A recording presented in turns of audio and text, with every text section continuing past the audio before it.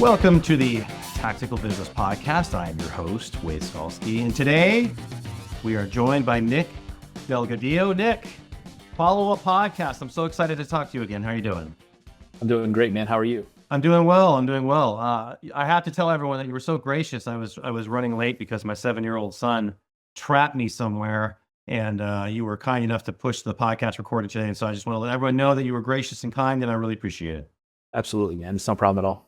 So it's been a while since we've talked, and as I've always said, it's I always want to follow up with people and see what has changed since the last time that we talked. But why don't, if someone hasn't heard the original podcast that we did, why don't you give me the quick rundown, how you got to where you are, kind of the origin story of Nick, and we'll go from there.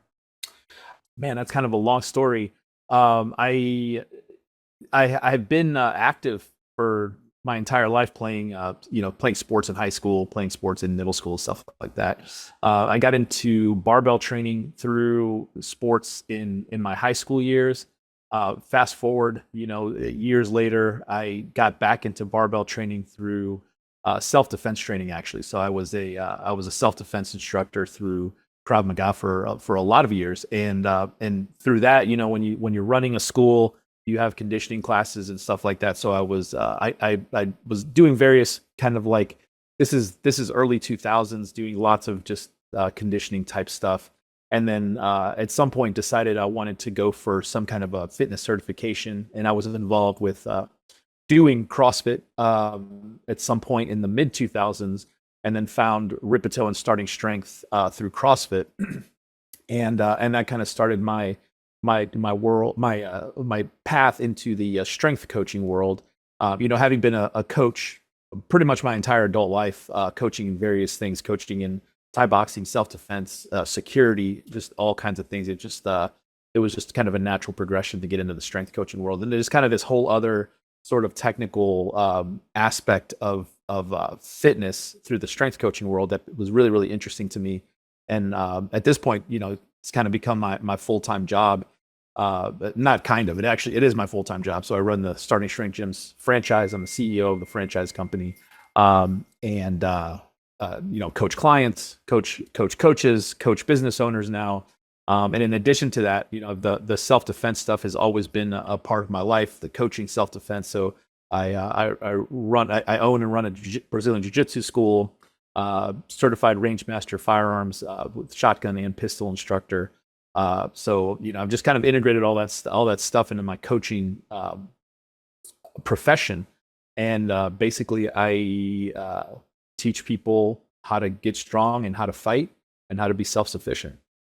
And how did the firearms part of that come into play? I mean, I know, you've run events, you're a certified instructor, I believe, and and obviously there's always this debate about how people should defend themselves. I'm of the school that a firearm is always the best way to defend yourself in a life or death situation.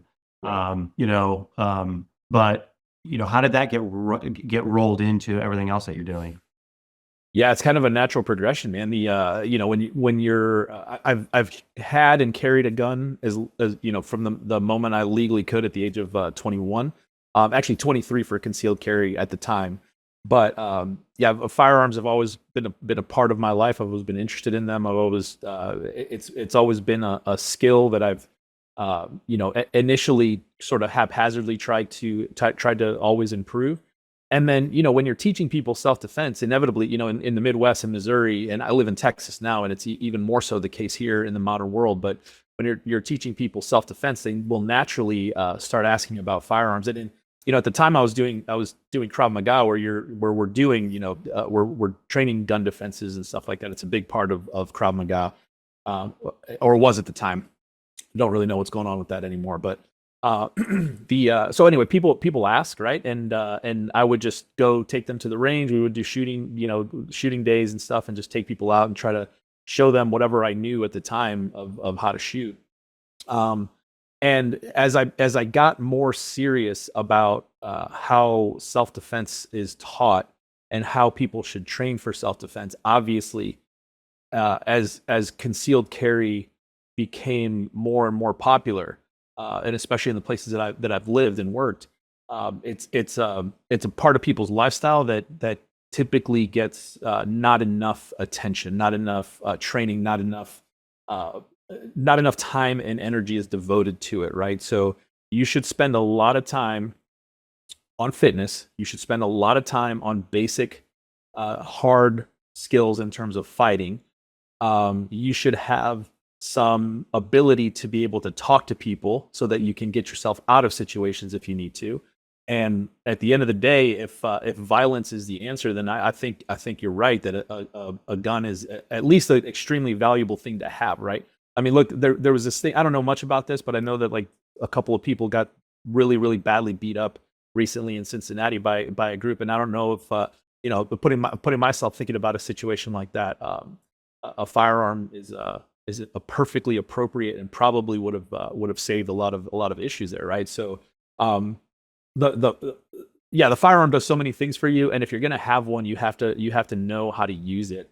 And for myself personally, if I'm gonna be teaching something, if I'm going to be explaining to people how to use a tool, then I have just it's up to the instructor, the coach to have some proficiency with it, right? And you have to at this point you have to have some kind of a stamp of approval. And as I've been looked around at when I was thinking about some kind of a certification for firearms, you start looking around at everything that's available. The NRA, USCCA, all these various things, and none of them really seemed to bring any value to me, is because I wasn't really intending to go for like the license to carry market or the CCW market where you just get a listing and people can come take your courses for the regulatory requirements. I'm far more interested in like actual like application and how to teach people. So I stumbled upon Rangemaster through honestly through the Combatives Association. So a organization that John Valentine runs for the most part. But there's a lot of people in that group who are people who fight, or teach fighting or coach fighting, and then also have this integrated approach to the self-defense problem. And I kept seeing the Rangemaster stuff pop up, and then I saw like the TacCon, the annual TacCon, and all the guys who were presenting at TacCon are also people who are involved with Combatives Association and Combatives Association. The principles there make total sense to me from a self-defense standpoint. So anyway, I checked it out. Tom Gibbons is legit in terms of, at the very least, say what you will about the Rangemaster organization and Tom, but in terms of teaching people from zero to a pretty good level of proficiency, and then also for certifying instructors, I think it fit really well with what I was looking for. And Tom's great. I kind of joke that Tom's an older guy, and I've been through a lot of certifications and a lot of fairly stressful physical and mentally challenging testing and certification. And having the 70-year-old dude walking around on a line behind you is for some reason extremely intimidating, and is like this added level of pressure that Tom brings to those. Just the way he runs the classes and runs the lines. It's very rigid, very safe, very rigid, very. I mean, it's very predictable, but the dude takes no bullshit, no BS, right? So anyway, awesome experience. I was happy to be a part of the Rangemaster deal, and that kind of gives you, I guess, man, in the eyes of the public, it gives you some kind of legitimacy where you have a certification in something, right, with the firearm stuff. Well, and I think it's important, and this is the thing you brought up a really good point, right? Like that you did CrossFit for a while, and so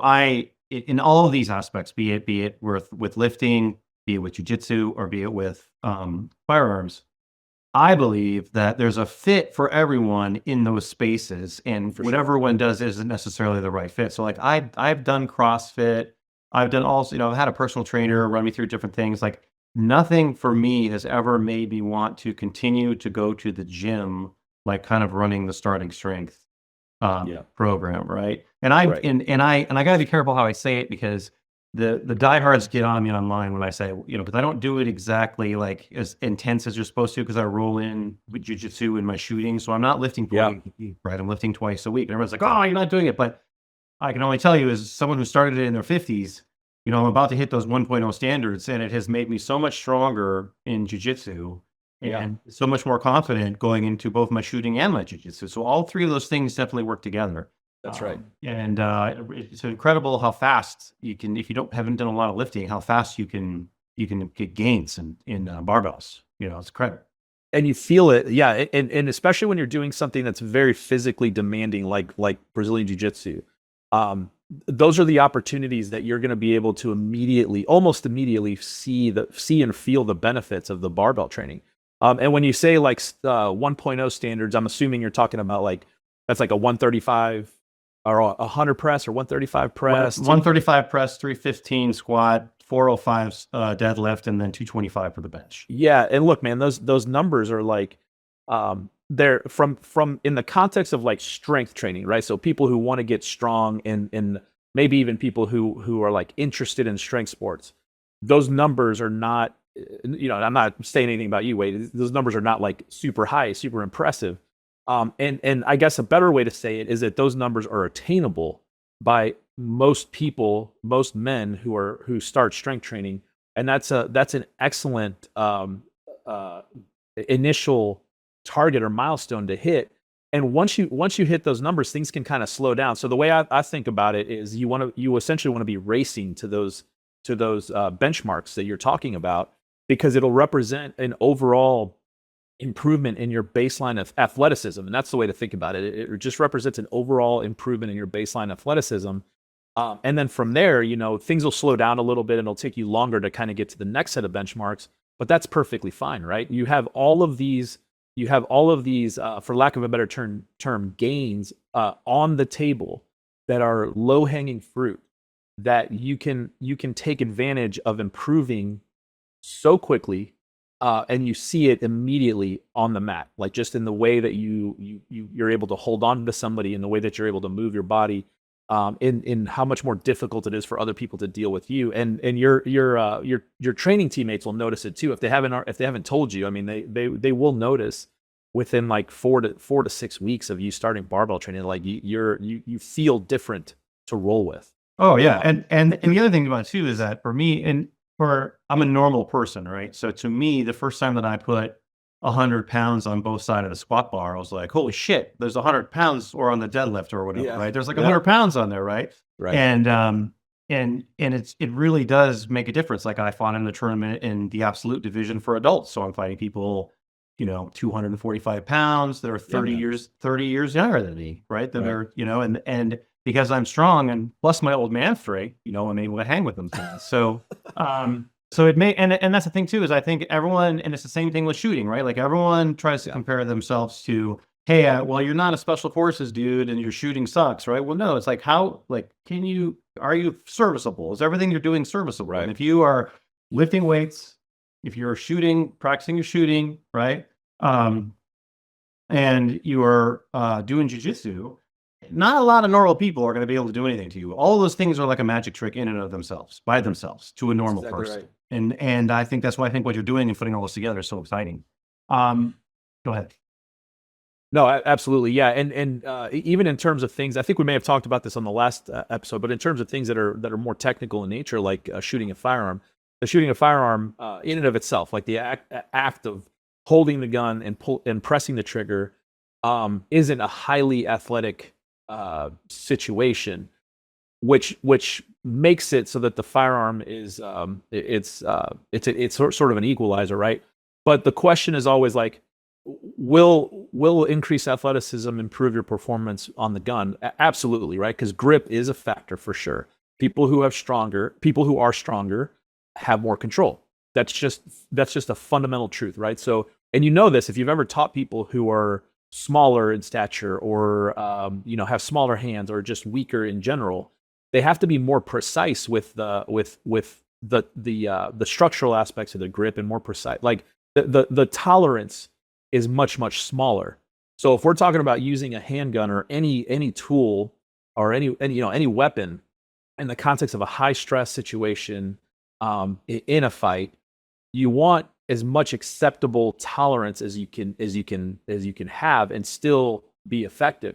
And being stronger just increases the amount of tolerance, right? So in other words, if I don't have a perfectly structurally sound grip on the gun, if you're stronger, you can compensate to some degree for that, right?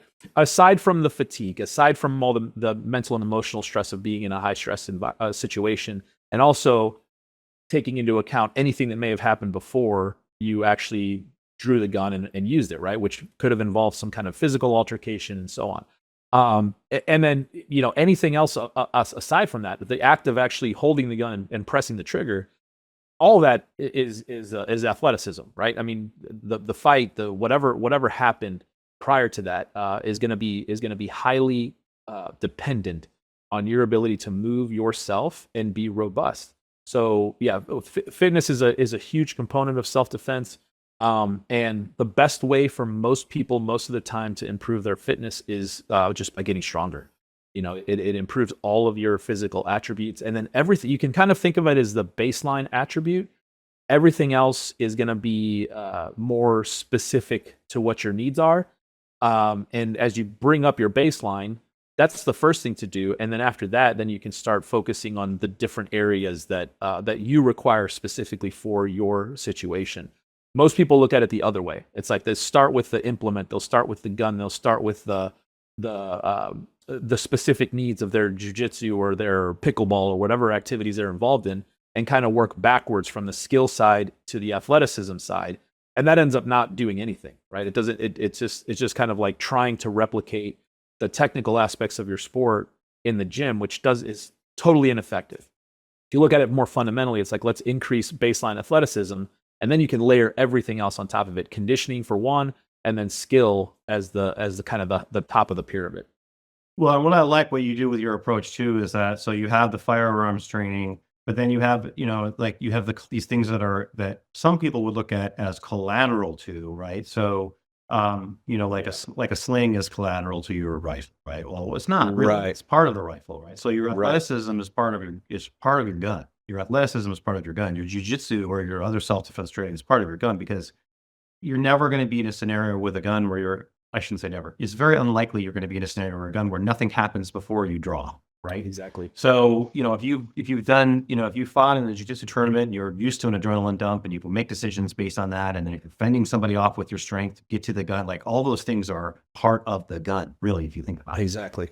Exactly right. Yeah.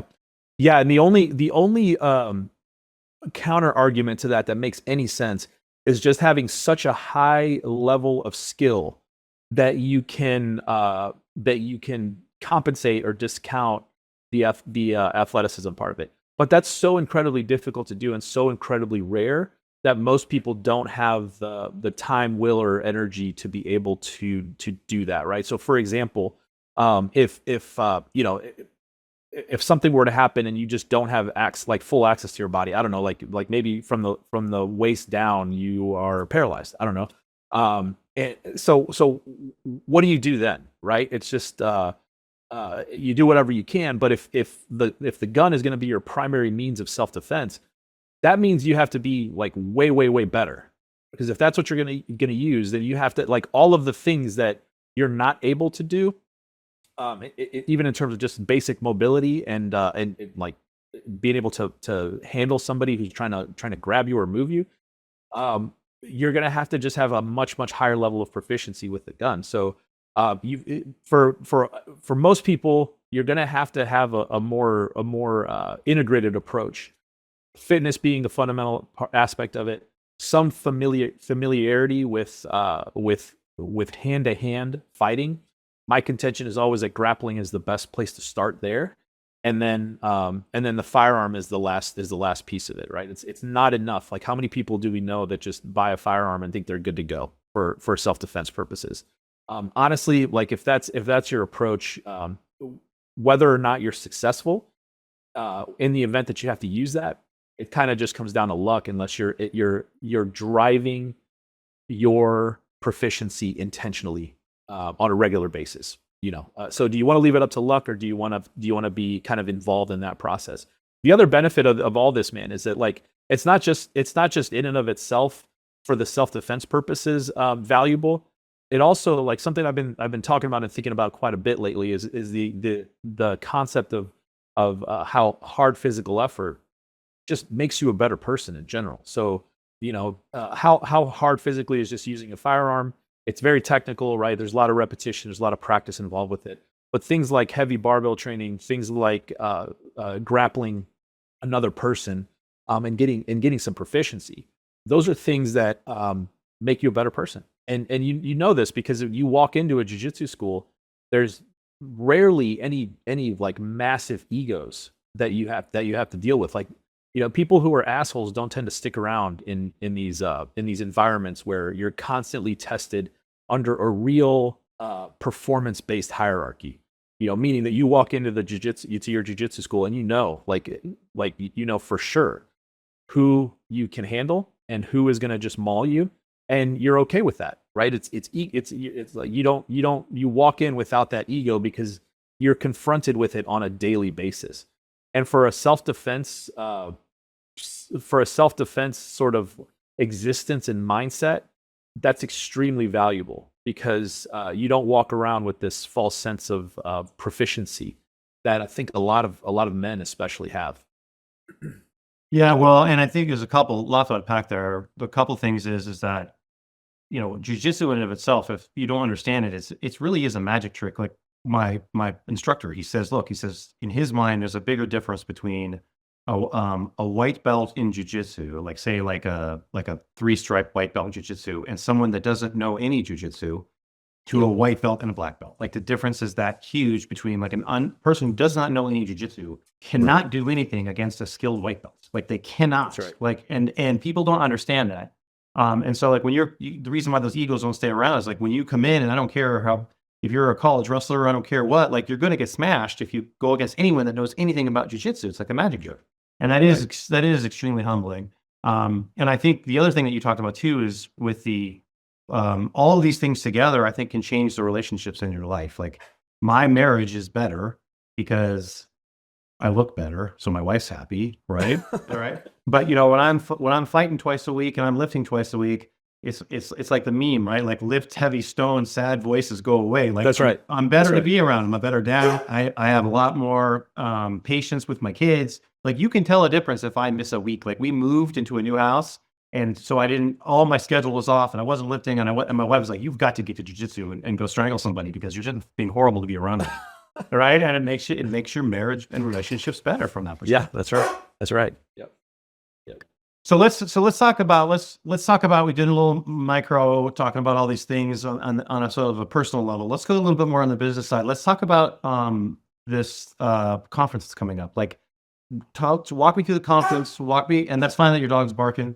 I've got I have a new well pump in here that's going off for some reason. So production, it just proves that we're not AI and that production. That's right. Production errors are a feature, not a bug. If you give me a second, I can let him out real quick. It's all good. Yeah, go ahead. All right, 1 sec. Yep.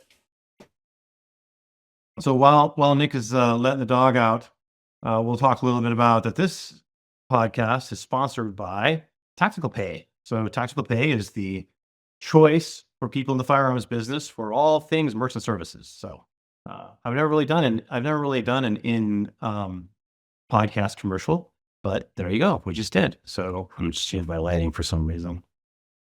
Where'd it go? I'm back. All right, cool.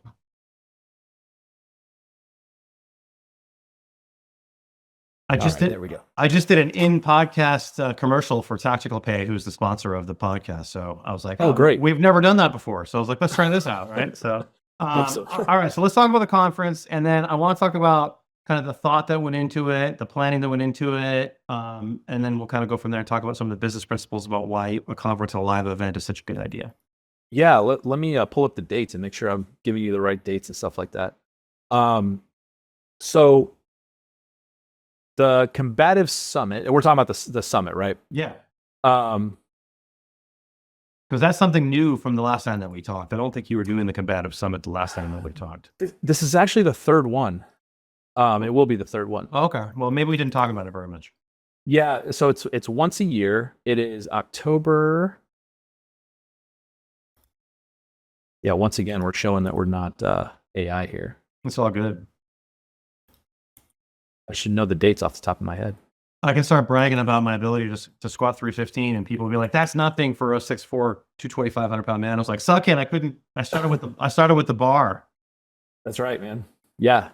Yeah. Anybody who talks like that hasn't done it, you know? It's Well, or they forgot what it's like to be a beginner at something. You That's know what I right. mean? And so That's it's right. like you've got to be willing to be mocked and make a fool of yourself to do anything. And so it's like for me, it was a huge accomplishment to get to any of this, going over 300 on the deadlift. I was like, I'm deadlifting over 300 pounds. Like to me, I was like, that was like a huge deal. Like, but to some people, that's nothing. But to me, I had never really lifted before. It was a big day when I was like, Well, for sure, man. And think about like, I mean, I truly, I don't think this is overstated, but if you squat 315, God, if you squat 225, you're stronger than especially in you said you're in your 50s, especially in your age group. You're stronger than most men your age. well, I think you're in the top 1% of 50-year-olds for sure. That's exactly right. If you're squatting 405 and 315, or squatting 315 and deadlifting 405, 225 bench and a 135 press, like I think most men, even like younger men, they're not doing that. I think so. Yeah, I think so. Maybe less so now that so many people are lifting, but it's a very small percentage of men who can lift that much weight. Yeah. Again, in the lifting world, you know, it's maybe not that big of a deal, but the lifting world is very, very small. Yeah. It doesn't matter, right? But in terms of your capacity, and all you have to do, like anybody out there who's like 40, 50, 60 years old, Twice a week. well, here's the thing. I just talked to one of my clients about this because he asked a question about like how am I doing? This guy's 60, and he on his 60th birthday he wanted to hit a bunch of PR, so he went and he squatted 435, pressed 190, 195 or 190 or so, and then benched 330 or something like that. But anyway, so you know, he asked me, he's like, so how am I doing? I was like, dude, just think about the 10 guys you know who are around your age, the 10 closest guys to you who are around your age, and that tells you everything you need to know. Yeah. You know, and I think the higher up you go, like in your 40s, that's for sure the case. In your 50s, that's absolutely the case. And then in your 60s, come on, man, how many 50 and 60-year-olds do you know who are even active? Well, I'll tell you this, and that's the same thing is true for jiu-jitsu. There are no 50-year-old jiu-jitsu white belts. So like when I go and fight in tournaments, there are no 50-year-olds. I have to play. You know, for the first time, I'm going to get to fight some 40-year-olds. This is my third tournament coming up. I'm going to get to fight some 40-year-olds for the first time. I'm always fighting 30-year-olds or 20-year-olds, or I have to go do the absolute division, right? That's right. That's right. Like, all right. Yeah, man. But that's the thing, though, is that it is to my friends who are my age. They're like, you were an alien, because I'm fighting in jiu-jitsu tournaments. But it's because of this. I'm not getting injured because of the strength training. Exactly right. And then and you roll in the firearms training, and there's a confidence level for all three of those things. So exactly right. All right, well, let's talk about the summit here. Let's okay. roll it back away from me bragging about being 50 and doing stuff. No, it's awesome, man. It's really cool. My school, sorry, I keep coming back to it, but my school is filled with people mostly who are 35 and older, you know, and even skewing over 40. And it's absolutely the best demographic of people to coach and teach to fight, you know, because they value it. And there's not a lot of schools that can cater to somebody like that, because you're gonna you know, most places it's either a fight club, or it's kind of like the show and tell situation where it's like you kind of learn something and then you just get better on accident through rolling. But yeah, it's guys like you and guys like me, honestly, like, you know, 40 plus, were severely underserved with the jiu-jitsu stuff, and it's probably the best vehicle for sustained training, for sustained like self-defense adjacent training that you can do. Well, it's the whole reason I started lifting was because when I started doing jiu-jitsu, I was not lifting, and I kept having to fight these high school kids, like these these high school wrestlers that are like, you know, 180, 190 pounds. I was like, okay, this person's like, is this kid stronger than me? You know, I was like, I can't. Yeah. And that was like an ego thing. I was like, well, I got to lift because I can't have this high school kid stronger than me. Right. And that's what started me off on the lifting was because because you lose so much muscle. Once you start to get 30, you just start losing like a percentage of muscle a year. If you don't lift for 20 years like I did, from 30 to 50, you start to get skinny, and like, not bad skinny. And so it all bleeds into each other for sure. Yeah, man. Yeah. Well, the Combative Summit is October 24th through the 26th. So it's Friday, Saturday, Sunday. It's in the Iberville, Mississippi. which is near the Gulf Coast. It's a really nice area down there. Last year was in the middle of summer, and it's an American Top Team at the gym there, the American Top Team gym there. So last year's in the summer, it was really hot, but it's a really good facility. They've got like a large training area upstairs. They've got a gym downstairs, and then they've got like an outdoor training area too. So it worked out well. First year we did it in Florida at I forget the name of the town, but the Redbeard Combatives, the guy there had a really nice facility that was just perfect for it. But and he ended up moving. So anyway, we're an American Top Team now. The thing is kind of like the brainchild of John Valentine, who runs the Combatives Association. And basically, man, it's like anybody you want to be training with in the self-defense world, in the self-defense space is there. So you've got everyone from shooting guys like Matt Pranka. You've got all the ShivWorks guys. You've got Craig Douglas and Cecil Birch. You've got medical guys. So this year, Caleb Causey is going to be there from Lone Star Medics. The first year I did a talk on strength and how it fits into combatives training. This year I'm doing a 2-hour block on basically coaching, like how to get a training program going and how to think about it from a principles perspective and how to implement it. Tom Kyer from SIOC is going to be there. He came last year and he's coming again this year. So it's kind of like a broad-ranging but integrated approach to the self-defense problem, right? Craig Douglas does a really good presentation on, they're kind of known for their evolutions and like the kind of hard, helmets on fighting stuff, at least from what you see on social media and YouTube and stuff. But Craig and Brian and Scotty are just phenomenal with the I guess what you would call the soft skills side of things, with the communication, and I believe the talk he gives is called communication for tactical end states or something like that. And it's essentially like talking and how to deal with it within the context of self-defense. Really good stuff. And then you've got the ground focus guys, you've got the stand-up focus guys. Mike Sanford does bare knuckle boxing guy, does some really cool striking stuff. And then you got all the firearms and medical stuff integrated. So it's like the complete picture. It's everything you need. And all of the presenters there are absolutely top notch. So for whatever it costs, around $1,000, you kind of get a taste of what everybody does. And then all these folks have training going year round that you can go then attend classes for whoever you kind of prefer. The really cool thing about it, man, is that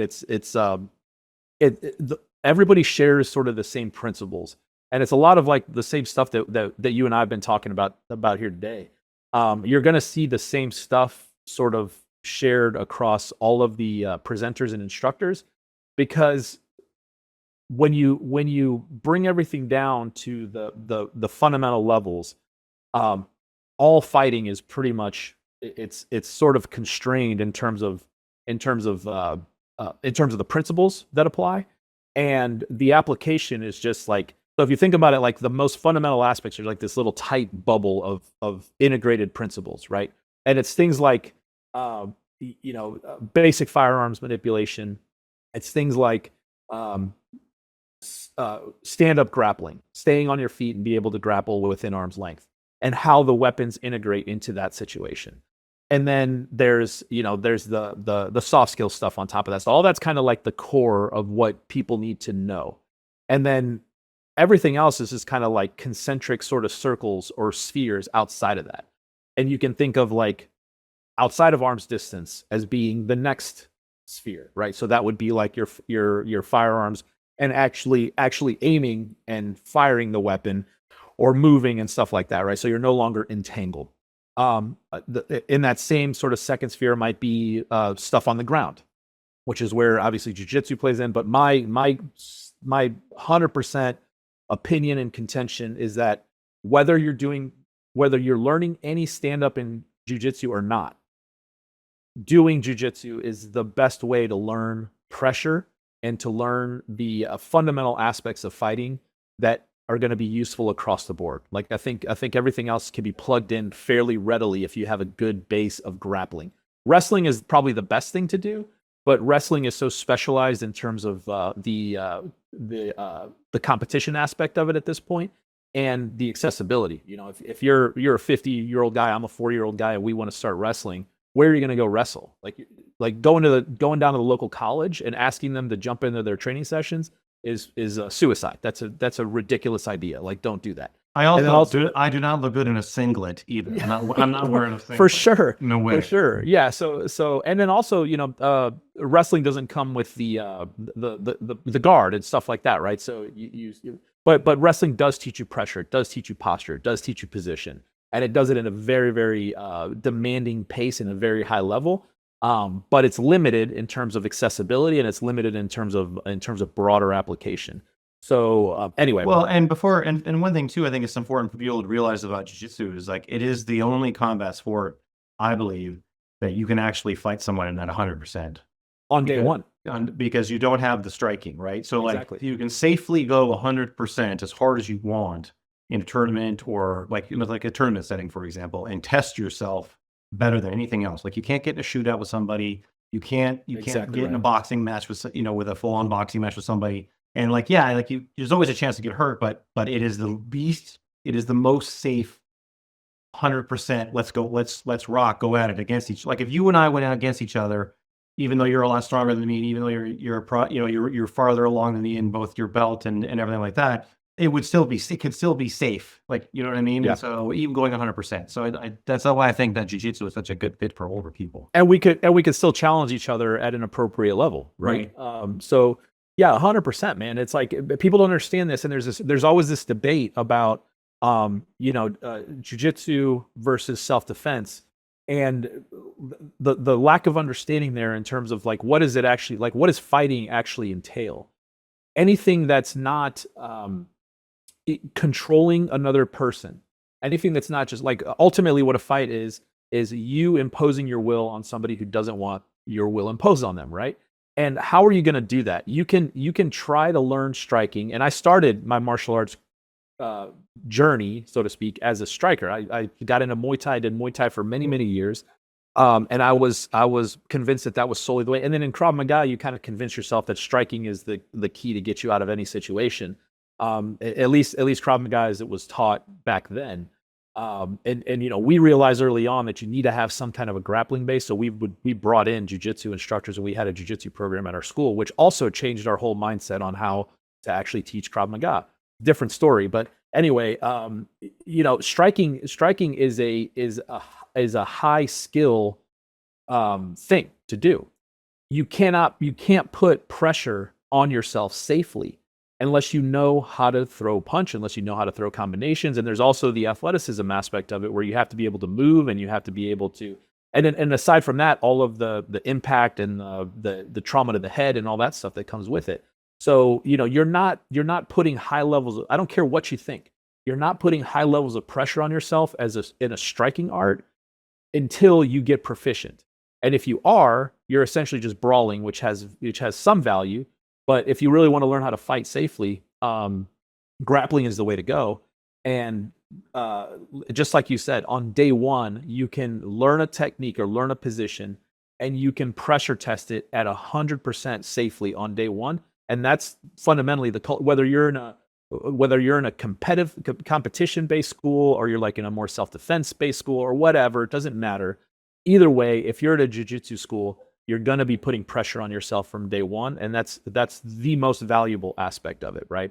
So I didn't mean to interrupt you, but it's one of those things where I think that to me, jiu-jitsu was such a life changer for me, both from an athletic perspective, but from a confidence perspective.